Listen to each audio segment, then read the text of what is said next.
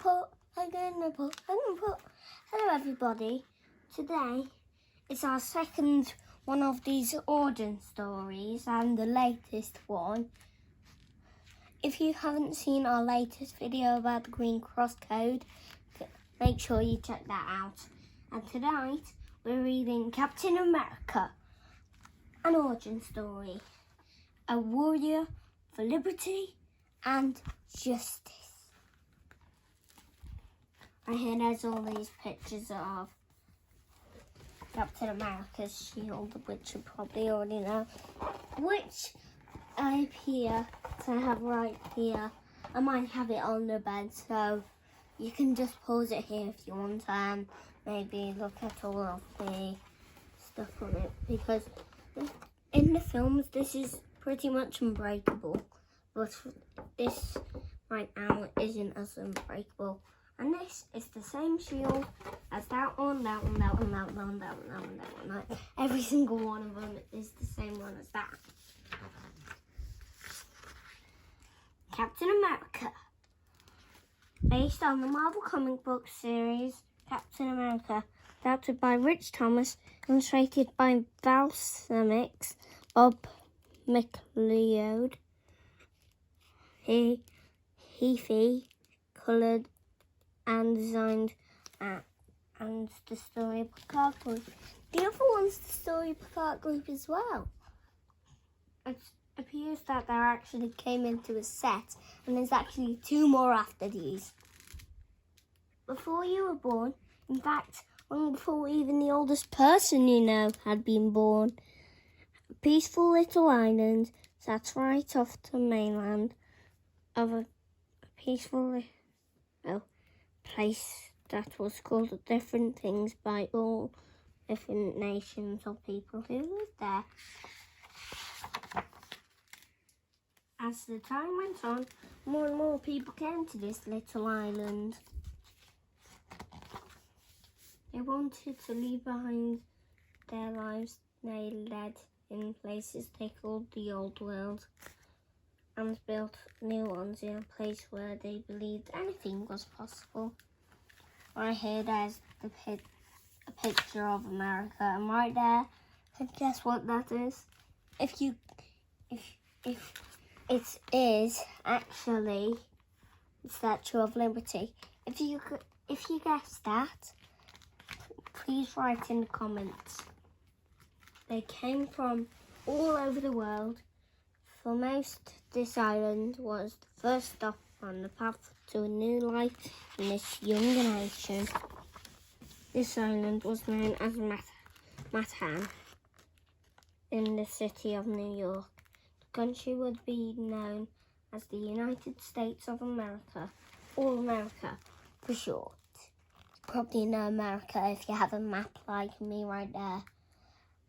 And that's not all. I also have a map on the floor for a carpet.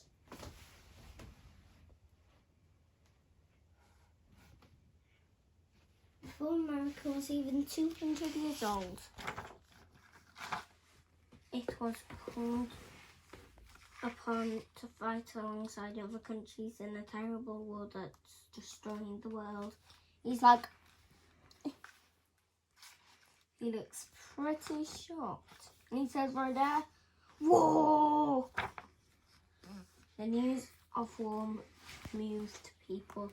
It seemed like everyone in the country wanted to join the army to help, including a young man named Steve Rogers. Steve had been upset about the war for some time. Now that America was involved, he could do something about it. Soon Steve was in a long line of men waiting to be examined. If the men passed, they would be sent off for war. Steve waited his turn. Eventually, every man so far had passed. Steve was confident he would too. Guess what's coming here? He's just testing him on everything. What do you think is gonna happen? it's not going to end up well. The doctor told Steve that he was in no shape to join the army. But then he told him there was another way to get into the army. He handed Steve a file marked classified Project Rebirth. Right there, that looks pretty cool, but you're going to see how this is how Captain America was properly built.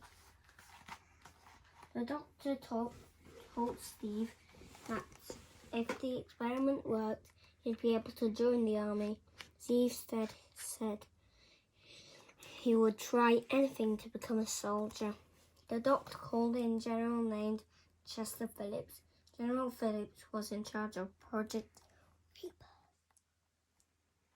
I went a little bit quiet there to make it a bit more exciting.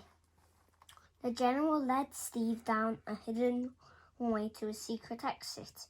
Soon the two men were crossing the bridge into nearby Brooklyn.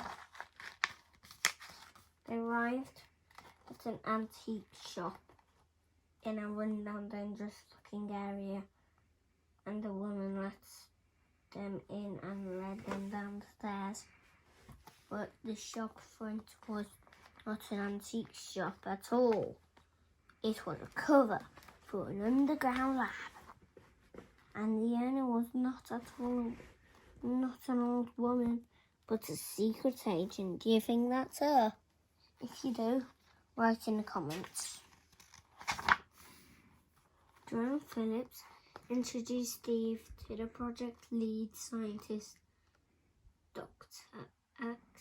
Eckstein. He told Steve that super soldier serum combined with the beta rays would transform him into a frail and sickly into America's first Avenger. The experiment was a success. He's like, because his abs right there, he's really shocked. And when I'm older, I'm going to try be just like him, but not as shocked, because I'd have already known. But before Steve, General Phillips, or anyone else in the lab could notice, an enemy spy who had been working in the lab attacked. He didn't want the Americans to have such power. The doctor was hurt and unable to create the serum. He's like,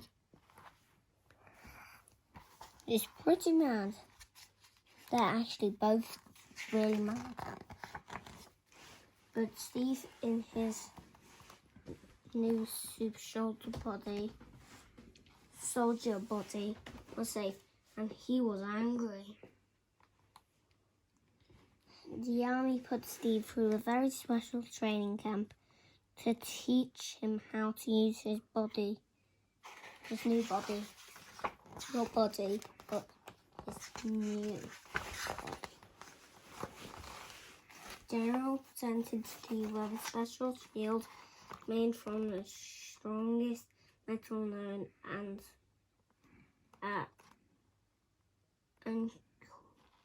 quite unique costume to help Steve mask his identity. With his costume and shield, Steve would be known as America's most powerful soldier, Captain America. So that's basically the first most important bit, but there's more. Captain America's missions were often dangerous. In order to keep his secret safe, the general asked Steve to pretend he was a clumsy army private. But when no one was looking, Steve donned his costume and forged for justice. If you know what that donned or something means, please write it in the comments. comments. Steve's reputation as a clumsy guy meant he was often transferred, but Steve moving around allowed Captain America to fight on many different fronts of the worldwide war. No one ever suspected that the world's worst private in the US Army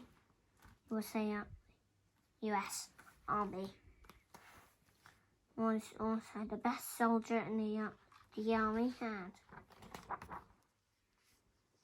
I hear there's all of this daily news. Daily bungle. Tank no match for Cap. He's literally just destroyed it. Look right there. He's just bent the top. So it's just going to be shooting onto the shield and then bangs back in and shoots it. Captain America kept fighting for liberty until finally the war had been won. Did they win it or did the British win it? So we were working together with the Americans and we were attacking the Germans. Because I think it was Hitler. Oh yeah. That means Winston Churchill as well. Winston Churchill's was in the worldwide war. Though the country may not always live up to its promise, as long as Steve was able, he vowed to protect it and its ideal: justice, equality, freedom. And the dream of what the nation he loved could accomplish. The end. So that's the end of that story. So make sure you leave a like and subscribe on this video, like pretty much some other videos, because I only started the like and subscribe just a couple of videos ago because I forgot about it. So, but you probably already liked, right? So I'll see you next time. And don't forget to love what you have in your country and never give up.